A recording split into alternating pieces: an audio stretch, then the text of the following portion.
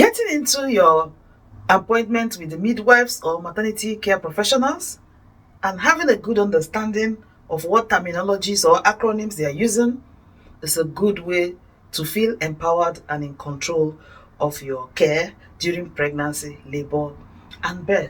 And in this video, we are going to be dealing with the second part of this series, which is decoding acronyms and terminologies used by midwives or maternity care professionals during antenatal, postnatal, or birth. And in this particular video, we are going to be looking at the labor and birth period, or the labor and delivery period.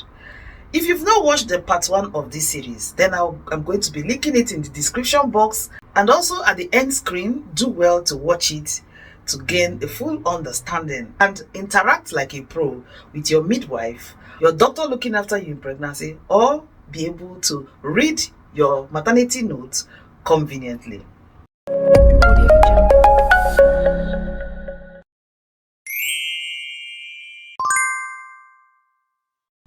Hello and welcome once again aboard JulieCity. As usual, I'm always excited to be here and I'm glad you are here. Thank you for clicking to watch today's video. You're highly appreciated. And in today's video, we are looking at simplifying maternity or midwifery terminologies and acronyms during labor and delivery. In no particular order, let's get started. L and D. L and D, that simply stands for labor and delivery. So if you're walking into your hospital and you see the notice say L and D, or if you look into your notes, your maternity notes, and you see L and D, just know it's talking about or it's referring to labor and delivery. The next one you might find in your maternity notes, or you hear your midwife or doctor talking about, is VE. VE. VE simply stands for vaginal examination. Vaginal examination is usually done to check the cervix, which is the neck of the womb, how ready it is for birth, or how ready it is for baby to be born. Nobody actually can really specify when baby will be born or exactly what time baby will be born. So a vaginal examination just gives a kind of indication, an idea. So please don't get hung up on it. And remember, if you're a mama, it's entirely your choice to decide whether to have it or not, or at least get an explanation for why you need to have it at that particular time. Here in the UK, there is the guideline that states every 4 hours during labor. But again, I say it is totally your choice, and when you are fully informed, you'll be able to make an informed choice whether a VE is necessary or not necessary at that particular time. The next one, you remember, this is in no particular order. So if you see CTG on your maternity notes, or you hear your midwife say CTG, get ready. It's a tongue twister even for me. Cardiotocograph. I will put the name on the screen, but we would usually call it CTG, because by the time you finish pronouncing cardiotocograph, baby is already born. So yeah, most of the time it is called CTG. And that CTG, I'll put it on the screen. As you can see, it is a monitor. The basic one and the most common one has 2 straps wrapped around mommy's waist. It's a continuous monitor because it's wrapped around mom, that helps to read the baby's heart rate and also read how often mommy is having contraction, how strong the contraction is. One thing you also get to know about CTGs is that with movement, these readings can be affected. So you might get prompted by your midwife looking after you during labor to be in certain position in order to have a better reading. If you're in the UK, you're birthing on a labor ward and you have been classified as high risk, most likely you will be offered a CTG monitoring. If you're in the birth center or you're at home, you won't have such continuous monitoring. The next one is IOL. Somebody's bringing the table to be broken in the house. IOL. That simply stands for induction of labor. Now I said it. Induction of labor. Now, induction of labor is an artificial way of getting labor or contraction started. When pregnancy gets to a certain gestation up to 40 weeks, we're expecting baby to be born anytime from 37 to 40 weeks. But if this hasn't happened, there will be suggestion, depending on where you are located in the country, in the UK or part of the world, a suggestion might come for one to come in for an induction of labor. Now, it's again totally your choice, depending on how you have carried your pregnancy till that point, to decide whether you want to access induction of labor or not. But one thing I know, that induction of labor doesn't sit right with the pregnant community. Everyone seems to have this thing about induction of labor. I can also assure you that as much as we don't want any interferences with our pregnancy and labor, sometimes such interventions do have very relevant places, especially with complex situations or special circumstances. So make sure you are well informed so you can make the best decision for you and your unborn child. Have you seen that acronym, the BRAINS acronym? Access it, use it if you're a pregnant mama, in order to help you make decisions on what is best for you and your unborn baby. The next one is SVD. SVD. And that simply stands for spontaneous vaginal delivery. Spontaneous vaginal delivery. And that simply means that labor started and mommy was able to progress to have her baby without any intervention through the vagina. So that's spontaneous vaginal delivery. Sometimes instead of SVD, you will just find NVD. That is the same thing. Instead, it means normal vaginal delivery. But in this era, we prefer to call it spontaneous vaginal delivery. With that, there's no labeling or any stigma if it is not vaginal, or if there was a mild intervention in order to get baby out. So spontaneous vaginal delivery. LSCS. LSCS is very common, commonly found in notes or said by us, the maternity professionals, and that simply stands for lower segment cesarean section. Lower segment cesarean section. In the good old days when I was growing up, particularly my mom did have surgery for her third child, and mom was cut straight down vertically. And research showed that vertical incision for cesarean birth is actually not necessary and is more difficult, or recovery time is longer. Of course, where recovery time is longer, the chances of infection and all of that is there. Also, the body image thing. So the lower segment cesarean section is that cesarean section that is done horizontally on the lower abdomen instead of the vertical one that used to be done in those days. You know where your bikini line is, or your swimming trunk panty, or your regular pants where it stops right under your belly where the womb is supposed to be located. That incision is made there for baby to be born.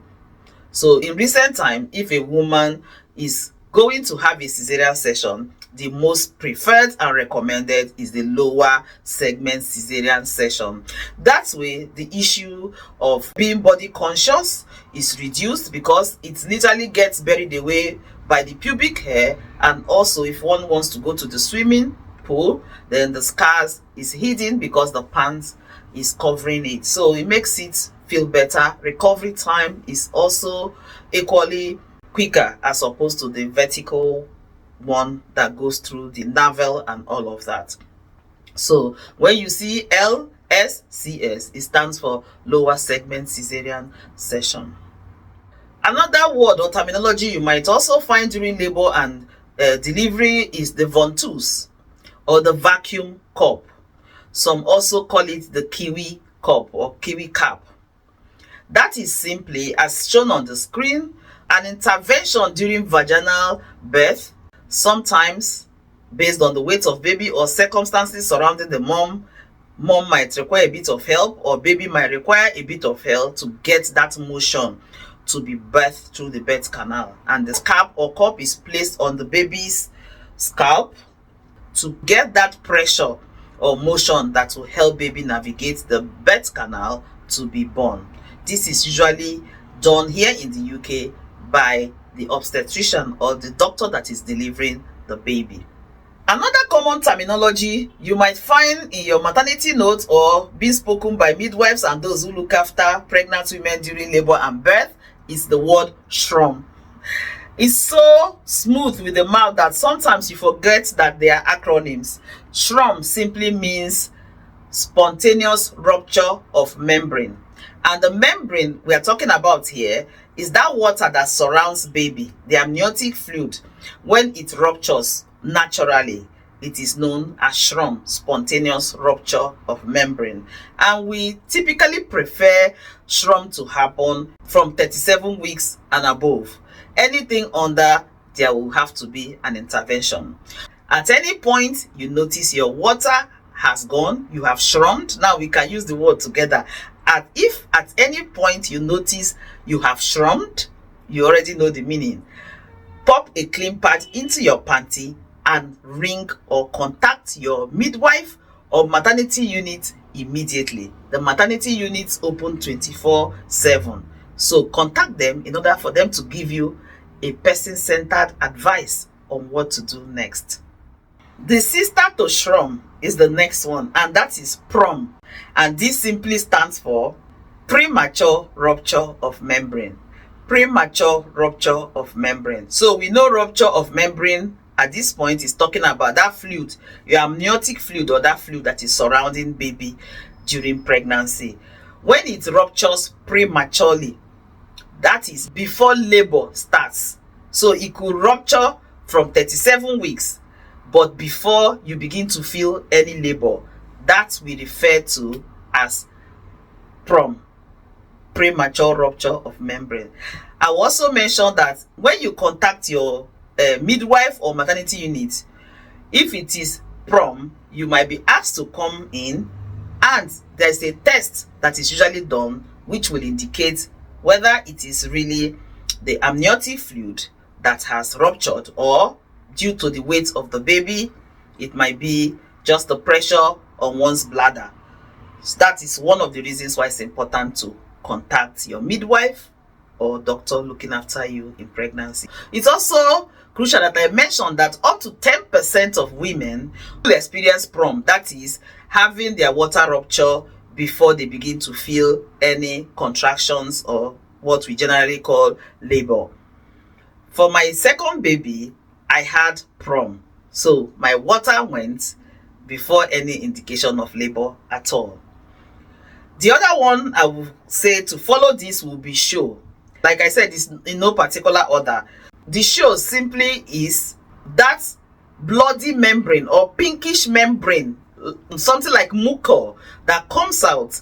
That is known as the membrane plug, the cervical plug, what is blocking or closing or securing the cervix from labor happening and letting baby come before time. When it's time for baby to be born, that plug that is covering the cervix and keeping baby safe and secure in there would usually come off, and that is SHOW. A lot of women will experience SHOW as an indication of start of their labor or as a progress to their labor that has already started, labor or contraction that has already started. During my first child, it was SHOW that I saw, but my water was intact and was broken or ruptured by my midwife later on during labor and contraction. The next on the list is PROM. So we talked about PROM. Now we're talking about PROM, and that says preterm premature rupture of membrane. Preterm premature rupture of membrane. This means that the water ruptures before, or the membrane ruptures before pregnancy is up to 37 weeks. That is why you have that extra P, preterm premature rupture of membrane. And like I said earlier, it is important that you pop a pad in, contact your midwife or doctor that is looking after you in pregnancy immediately. Having that pad in there helps to show the color of the water that has ruptured or the amniotic fluid. It helps to give an idea of what quantity of volume that has been lost, and these two information will be vital in making the best decision with you, for you and your baby. The next one, ARM or ARM, and that is artificial rupture of membrane. I think I have mentioned it during SHRM. Artificial rupture of membrane is when a midwife or the doctor that is looking after you during labor and delivery artificially uses an instrument, like I'll show on the screen, to assess the amniotic sac and prick it open in order to progress labor. You know, the amniotic fluid or the water that surrounds the baby, I've made a video on that. You can check it out so you can get the full story and better understanding. The amniotic fluid serves as a cushion for baby while baby is in the womb. Now, the reason it needs to rupture is because it's a cushion. So the pressure of contraction, it holds away from baby. But as labor is progressing, or contractions or surges are progressing, it gets to a stage where if there's any form of delay by assessment, your midwife might offer you, or your doctor might offer you, the option of getting the amniotic sac broken in order to remove that cushion and help baby navigate quicker and better through the birth canal. That is what we call the ARM, artificial rupture of membrane. The next one is MEC, MEC.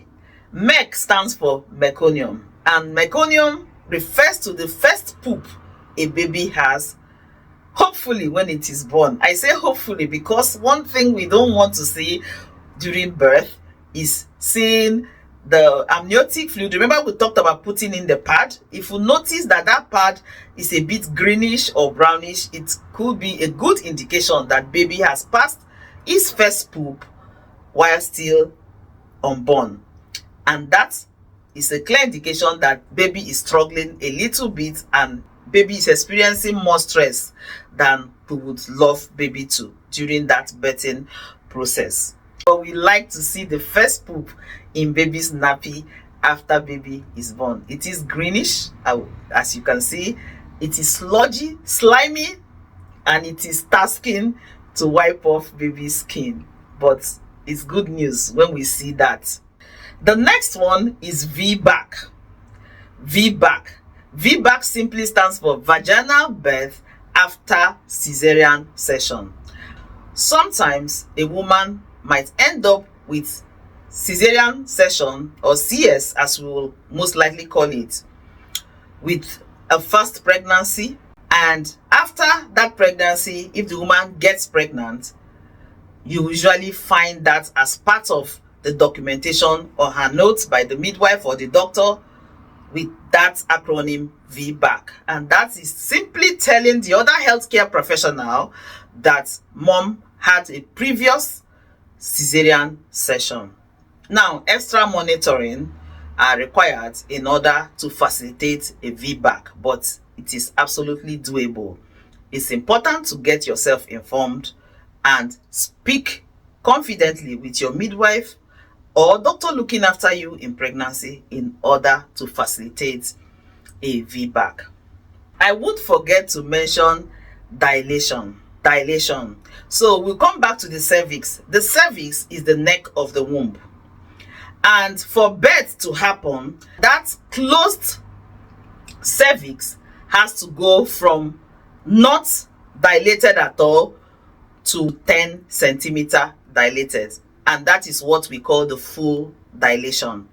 Baby can only navigate the birth canal when the cervix is fully dilated. So how do you find out about dilation? We will go back to what we talked about, VE. So with a vaginal examination, the midwife or doctor is able to assess and understand how far gone dilation has happened. It's also important to note that this is very subjective because two midwives can make an examination of VE and come up with a different result. Always remember that these are all approximate, not set on stone, and don't be disheartened if you feel you have had surges or contractions for a long period of time and after a vaginal examination one is said 4 centimeter again or 4 centimeter and then you hear only. No, you are doing amazing. The best thing during surges or during labor and birth is just try and be as relaxed as possible, as much as that sounds silly to say, but that is the honest truth. The muscles are trying to open up, soften up, and one thing that can soften them up is oxytocin. Plenty of love hormone relaxes the muscles and helps baby to be born quicker. It has to do with training the mind, working with the mind, and this is the point where I will just remind you to check my bio for details of my antenatal hypnobirthing classes. I will encourage you to subscribe, contact me, and let's talk about it. Location will not be an issue because it's offered via Zoom or Teams or whatever your choice of social media video call is, where we can sit together, work with you, train the mind to come to that place where you're able to relax your mind irrespective of what your labor and birth journey offers. You might hear your midwife going, baby is engaged, or you see on your documentation while you're going through your notes, engaged. That simply means that baby's head has been positioned in the pelvic as it should, waiting to be born. Another thing you hear, crowning, baby is crowning. That is simply that during labor and birth, when baby's head has reached the outer wall of the vagina, right at the ring, and it can be visualized from outside by the midwife or whoever has the privilege of looking in. Baby is nearly here at that point, and there's celebration in the room at that point. Another one is ABGA score. The ABGA score, quick assessment by the midwife, which includes the color, the tone of the baby, the respiration of the baby, and how well baby is making that transition from being inside the womb to be born right now. It's usually done quickly at 1 minute and also at 5 minutes to determine how well this our new baby is coping in this big wide world. Another one you might see is 1st degree tear, 2nd degree tear, 3rd degree tear. That simply is talking about a tear that happens during the process of birthing one's baby, and this is during vaginal birth. While baby is navigating the birth canal, crowning to be born, it is possible that mom might have a bit of tear on her vaginal wall, or even up to the vaginal muzzle. It is the depth of this tear that will determine the category or the degree it is qualified. Sometimes it might just be a grace of just the labia or a little bit of skin around the vagina. It might not need stitching and that will heal perfectly well, or it might get to the complex stage of up to 3rd and 4th degree tear, which would definitely need full stitching and other medical intervention. Each one's case is different and will be discussed with you accordingly. Just before I round up, APH. APH simply means antepartum hemorrhage, and that simply means bleeding before birth.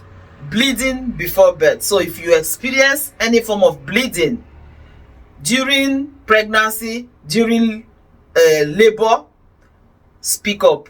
If you're not in hospital, ring your midwife, ring your maternity unit immediately. If it's happening while you're in hospital and you're birthing, you'll be duly informed and it will be assessed and relevant intervention will be offered accordingly. The other one is the PPH. PPH is postpartum hemorrhage.